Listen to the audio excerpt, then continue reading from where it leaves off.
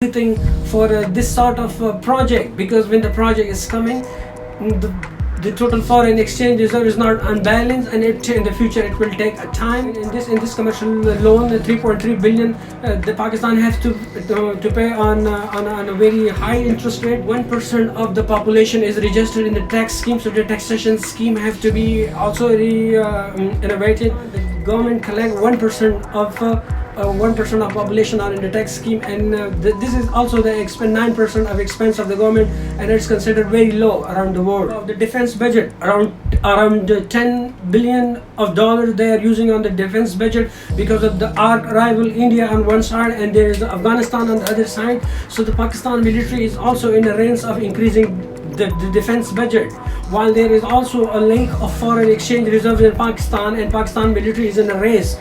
And when the federal government and other governments, they do not cope with the military requirement, and they are not on the same page, so they're making a kind of hurdle in the government sector for the government to flourish. Hydroelectricity is cheaper, and in Pakistan the power issue problem have to fix in. The hydroelectric power have to solve, and it take a little bit of time. It's cheaper, but it take time. So Pakistan in a hurry. So China put all the coal-based electricity in Pakistan. Pakistan is also spending 2.6% of total GDP on education. It is considered to be one of the low amount in the world.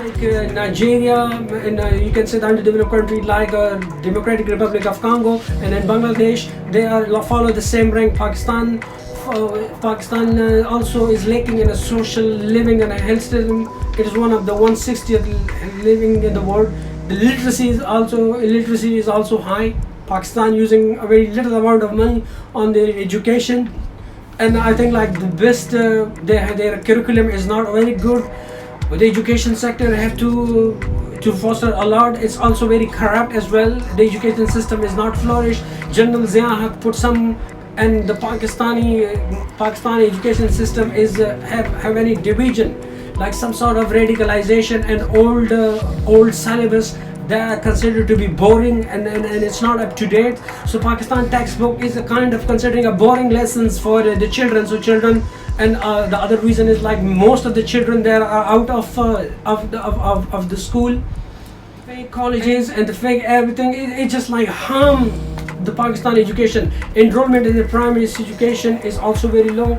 The basic primary level are very dropped down. So the low grade job, what they're gonna do is like the children, they don't have anything. Currently in Pakistan, there are more than 5 million of children that are out of school, and around 70% of the children are around and have never been to school. So as regard to the school infrastructure, 40% of public sector school are operating without electricity. 28% of school don't have. 25% of the schools are without the boundary wall. 29% of the school have no access to drinking clean water, while 7% of the school do not have any building at all, and 43% of the schools are unsatisfactory building. Some school like 13 school of having the government teachers, they are not coming in the school, and they have no heart. Like there is no proper skilled force. When you do not have a proper skilled force, how can you execute like a similar kind of project? Nandipur power project is the one prime example. When the Pakistan was initially in terms with the China, they say we're going to run this project with World Heart. Pakistani firms are doing a lot of things, but they cannot do it. So Pakistan handed this project to the Chinese, and there are blacklist Chinese companies, and they are in China. It's very ridiculous. I feel very sorry for the Pakistan education sector. Is just lacking background. The Pakistani companies are not equivalent because of they don't have a capacity of skills. They are not very good in their. That's why Pakistan have to rely on the blacklist Chinese companies. Nobody giving them the project across the world, but they are very happily working in Pakistan. Similar in the case with the Myanmar and Sri Lanka and the Macedonia, where China think like it can grab a lot of money, so they just support. It's so bad.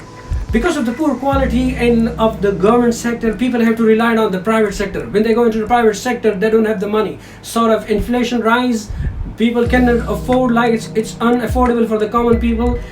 And also about the mortality rate is very high.